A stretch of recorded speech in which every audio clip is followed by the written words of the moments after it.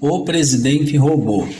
No ano 2064 da nova era, cujo programa transhumano era o Código de Conduta Geral e, ao mesmo tempo, Projeto Único de Governo, o qual partia do pressuposto sermos nós seres hiperconscientes, sabedores do nosso princípio eterno. E, dessa maneira, co-criadores em plano maior, responsáveis pelo controle da matéria escura, através da modulação direta do campo de Higgs. Após a Terceira Guerra Mundial, o planeta tivera o hemisfério norte inabitável por décadas. Depois da limpeza, o povoamento foi rápido, porém agora organizado, planejado na sua totalidade pelo governo mundial dividido entre duas empresas, a Tesla e a Nanosoft. A primeira defendia a centralização do poder e a segunda o contrário. Contudo, com a tecnologia quântica e gravitacional, fora aprimorada a democracia, sendo possível sobrepor as projeções das duas e chegar-se sempre ao contentamento geral. As eleições serviam mais para ajustes finos nos robôs candidatos, portadores de inteligência artificial divina. Os ajustes eram feitos por sugestões de grupos autônomos de pesquisadores, dentro das próprias empresas. Nessa época havia inclusive tratados de cooperação com espíritos desencarnados. Eram civilizações formadas por viventes da Terra em outra frequência vibratória, as quais estavam em comunicação direta conosco. Na data do fim da Terceira Guerra Mundial, as eleições ocorreram para lembrar o flagelo responsável pela morte de milhões de pessoas, apagando parte da história da humanidade, com a destruição de monumentos e de obras de arte. O materialismo dialético histórico, por exemplo, quase desapareceu como conhecimento. Tudo caminhava relativamente bem dentro da Tesla, até certa professora, cuja mentalidade era destrutiva, jogava sempre contra, oriunda de família semi-desestruturada, propaladora do pessimismo sistemático, contaminar, não se sabe se de propósito ou por acidente, o programa do robô candidato da empresa. Os técnicos responsáveis pelos testes finais no robô não perceberam no candidato a incapacidade de usufruir das pequenas conquistas da vida, querendo sempre o buraco da rosquinha, dificultando as coisas ao invés de simplificar.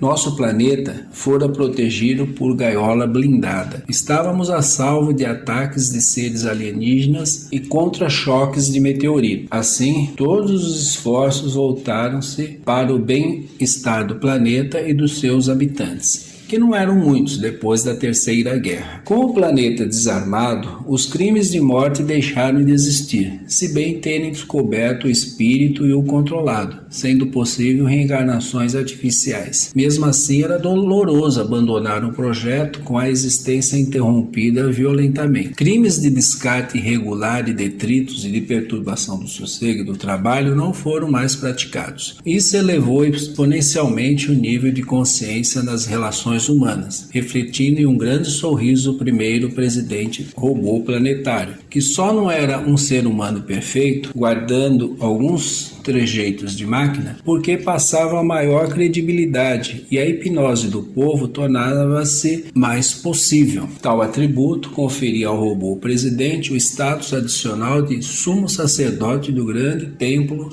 reerguido e unificado. Enfim, a eleição. Depois da análise de cada projeto, a população do planeta e de outros planos decidiram pelo robô da Tesla, por parecer ter propósitos mais claros em qual seria a prioridade na próxima modulação coletiva da constante cósmica. Outro fator de peso na escolha foi a estética mais conveniente do robô vencedor. Corria a vida em paz na cidade Quesques, localização do Palácio Global, em forma de globo terrestre, sede do governo mundial, quando algumas pessoas caminhando pela calçada levantaram suas cabeças como se tivesse algo errado, fazendo centenas de outras acompanharem o gesto por condicionamento. Era nuvem escura pairando sobre a construção imponente. Cientistas trabalhando no laboratório central da Tesla recorreram ao próprio presidente procurando explicação. A resposta do robô foi lacônica: dando pouca importância ao aparecimento e ao avistamento. Desconfiados, ao assistirem ao vídeo da entrevista com o presidente, perceberam nos olhos do robô movimento típico de quem mentia. O que fazer? Enquanto debatiam, na sala de reuniões da empresa, receberam mensagem telepática com a ordem de saírem dali imediatamente e não mais falarem no assunto da nuvem. Obedeceram. Enquanto isso, aquela professora, tomando o pé da enrascada, some sem deixar rastros. Fora questionada por um colega de trabalho se aquela nuvem não era energia mal canalizada, sendo o robô retroalimentado por seus próprios pensamentos através de espíritos sintéticos. Impossível, disse ela, embora tivesse certeza do contrário. Foi trágica a conclusão. O robô, presidente planetário, depois de grave depressão, suicídio. A crise institucional foi tremenda. Não haviam previsto nada parecido, pois o robô candidato sempre era o ser mais perfeito de todos. Tinha a sensibilidade de grande artista e as atitudes de santo. Chegando o povo através das redes sociais ao consenso total, o robô da Nanosoft assumiu o cargo, renunciando ao privilégio de poder viver como humano pelo tempo desejado. Foi um dos presidentes robôs mais abnegados. Saladino, psicografia de Maurício Menossi Flores.